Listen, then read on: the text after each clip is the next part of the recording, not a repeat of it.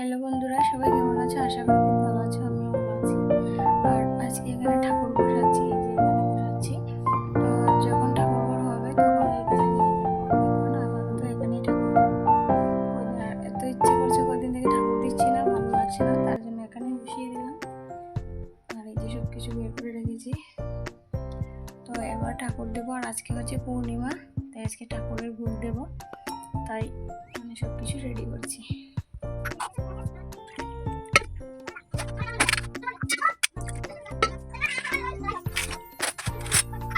ঘট আজকে বসাবো না, কারণ আজকে প্রথম আমি ঠাকুর দিচ্ছি।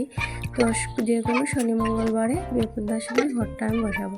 তো এখানে গ্লাসে আমি জল দিয়ে দিচ্ছি ঠাকুরকে, আর ঘরটা আগেই বসিয়ে নিয়েছিলাম।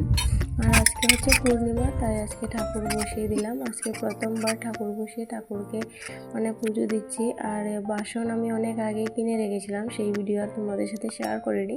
তো এই যে আমার ঠাকুর দেওয়া হয়ে গেছে। এখানে দুটো ভোগ দিয়েছি, একটা নারায়ণ ঠাকুরকে, একটা লক্ষ্মী ঠাকুরকে, আর কিছু ফল দিয়েছি। তো এই যে আমার পুজো দেওয়া কমপ্লিট হয়ে গেছে। আর এখানে বাকি এসেছে ওইখানে নাচানাচি করতে।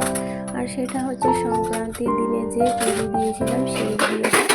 আজকে হচ্ছে মানে সংক্রান্তি, তো আজকে কর্মপুরুষের ব্রত, তার জন্য কর্মপুরুষকে দেব। এখানে ওর পাপাকে বলেছিলাম কিছু ফল নিয়ে আসতে, তো ফলগুলো নিয়ে এসেছি। আর এই যেখানে ফলগুলো আমি ধুয়ে কেটে রেখেছি সাজিয়ে, শুধু কাঁঠালটা রয়েছে। আর কাঁঠালটা না আমাদের গাছে, তো এটা আবার ধুয়ে কাঁঠালটাও দিয়ে দেব।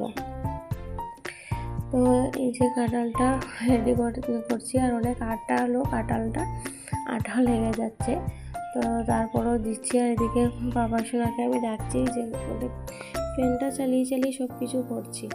আর কালকেই আমি সব কিছু পরিষ্কার করে এই যে গুঁড়োটা করে নিয়েছিলাম। আর আমাদের কর্মপুরুষকে না গুঁড়ো দিয়েই ভোগ দিতে হয়।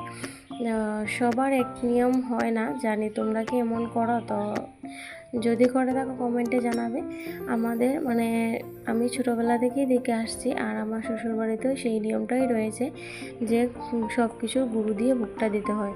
তো এখানে ছিল তিলের গুঁড়ো, শিম বিচি গুঁড়ো, কাঁঠাল বিচি গুঁড়ো, লাউয়ের বিচি গুঁড়ো, আর হয়েছিল চালের গুঁড়ো, আর কি রয়েছিল ঠিক মনে পড়ছে না, মানে অনেক দিন হয়ে গিয়েছিল। আর তো সব কিছু ফল টল দিয়ে এবার ভোগটা দিয়ে দিলাম।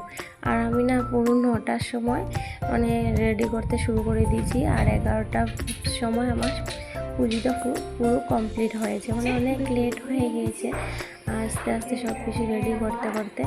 আর কইয়ের মধ্যে না অনেক ধান ছিল, তো ধানগুলো বাঁচতে অনেক সময় লাগলো। প্রসাদ নিয়ে এসেছে ওর বাবা, তো এই প্রসাদগুলো খাবো। তো অনেক দিন থেকে আমি কোনো ব্লগ দিচ্ছি না, দেখতে পাচ্ছ আমার মুখের অবস্থা, আমি মানে অনেক অসুস্থ, তার জন্য কোনো ব্লগ দিতে পারছি না। আজকে ভাবলাম না একটু তোমাদের সাথে কিছু শেয়ার করি, অনেকদিন হলো কোনো ব্লগ টগ দিই না, তো আমার মানে ইউটিউব চ্যানেলটাও বসে যাচ্ছে, তার জন্য আজকে এই ব্লগটা করলাম। তো চলো এখানে প্রসাদ কী কী আছে সব তোমাদের সাথে শেয়ার করবো, এগুলো আগে খুলে নিই।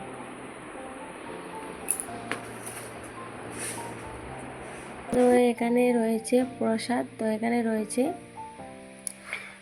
ভোগের প্রসাদ। তো সব কিছু যে এখানে কী কী রয়েছে, এখানে এই যে 13টা ফল রয়েছে, এখানে 13টা ফল আর ভোগের কিছুটা প্রসাদ রয়েছে।